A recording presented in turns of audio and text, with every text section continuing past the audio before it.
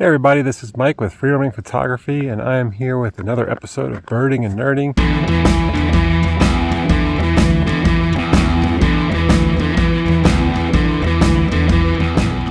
And I am in Grand Teton National Park along the Moose Wilson Road, which every season is closed for the winter. There's a 3-mile stretch that they close, which is open for winter recreation, so snowshoeing and cross-country skiing. I've got my snowshoes on today. And I'm going to try and get a few miles in and see what kind of birds we find along the way. Right off the bat, heard some noises from an evergreen just right over there, and turned out to be a little red squirrel that was feasting on a little cone nugget. And right now I'm listening to some mountain chickadees in these evergreens back here, although they're a little bit far back, so I don't think I can get any good shots of them. So they are one of the more common birds I would expect to see back here. Other ones, I've seen brown creepers from time to time. Obviously ravens, magpies can be common. Some of the more rarer birds I'm hoping to see are things like pine grosbeak, and an owl would be great, but they're not too common, even though they are here quite a bit. It's pretty hard to see them, so I'm not holding out hope that one's going to pop out for us, but definitely would be a nice treat. So I'm going to keep moving, and we will see what comes out along the way.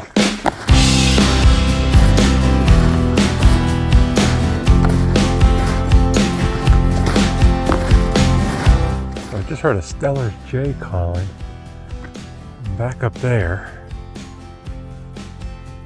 Can't get eyes on it yet. Poke around here for a second, see if I can find a good angle to see it. Well, I am not hearing that Stellar's jay anymore, so I'm guessing it must have flown off. So that makes us 1 for 1 on mammals and 0 for 2 on birds. I'm gonna try to... He's still there. He has called a few more times. And it looks like he's in those evergreens way back there. And that does not look like a route I'm prepared to take. So I'm going to leave him be. Hopefully he'll come a little lower as I'm heading out. But as I was saying, 1 for 1 on mammals, 0 for 2 on birds. Gonna see if we can improve that.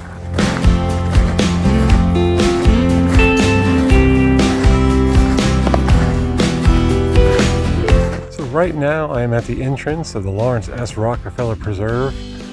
You can see the visitor center back there, and this is about 4,000 or 5,000 acres of land that were donated back to Grand Teton National Park by Lawrence S. Rockefeller. And visitor center back there sits at the base of the glacial moraine that was created when Phelps Lake was also created. So a big glacier came out of Death Canyon, pushed all the dirt out, and formed a bunch of hills that created the glacial moraine around Phelps Lake. And I've actually heard 2 mallards flying overhead as I was walking up here. So I might poke back here and see if anything's going on, and could even potentially make a loop back to the road through the trail system back there.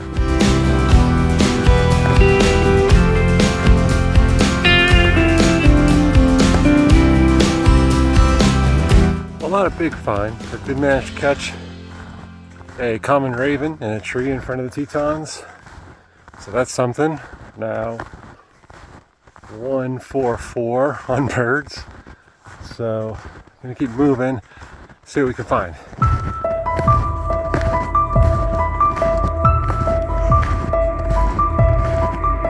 So I took a little side trail down to the Snake River, hoping to find maybe some waterfowl or a bald eagle or something like that.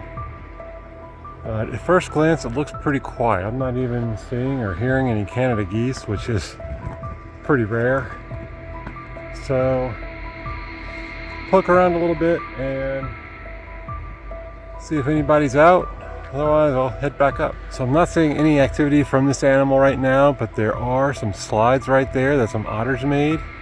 They would have slid down into that little slower part of the stream, and been moving around playing there. So don't see them or hear any commotion right now, but obviously otters are back here somewhere. Well, that didn't take long. Did in fact see a bald eagle flying across the river there. And it is perched in one of those cottonwoods way over there, so not going to get any great shots. Didn't even really get any great shots of it flying, but still need to see. Got another bird on the list for today. And it is starting to get a little late. It's about 3:45, so I've only got about an hour left of daylight.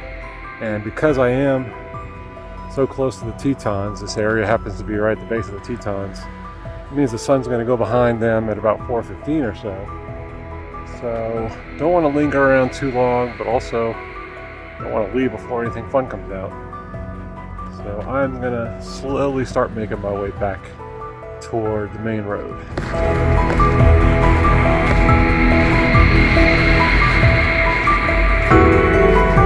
Alright, so did just catch a magpie flying through the air, and it was pretty far away, so not great shots. But still another bird. That would put us 3 for 6, I believe, which is improvement. And then mammals, 1 for 2, because didn't see those otters. But sort of headed out now, and gonna take my time because I still got a few minutes to play with. But I didn't have time to do anything extra, so we'll see what comes out on the way out.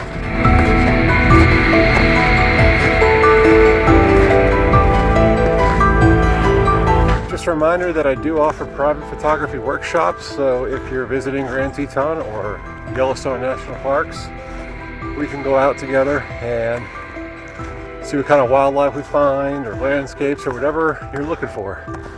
I also offer a annual birding migration photography workshop, which is each May, early in May. So we catch the spring migration here, and we'll spend a couple of days going out and seeing how many birds we can see and photograph. So if that interests you, check out the links in the description, and we'll keep moving to see what is out here.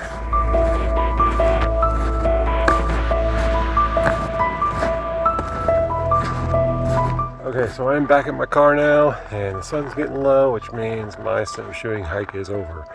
So, we look at the totals, we can see that it was a great day out. Doesn't matter what the totals are, no time in nature is ever wasted, so it was fun being out. Hope you enjoyed it. If you did, please like and subscribe for lots more, and if you're interested in those workshops, check out the links in the description. If you have any questions or comments, leave them down in the comments below. And thanks for watching. Happy trails. As I was driving away, I saw a silhouette that I didn't recognize. I backed up to get a better look, and from a respectful distance, I could see that this was a northern pygmy owl, which was actually a lifer for me. So this was a really exciting encounter and a great end to the snowshoe hike.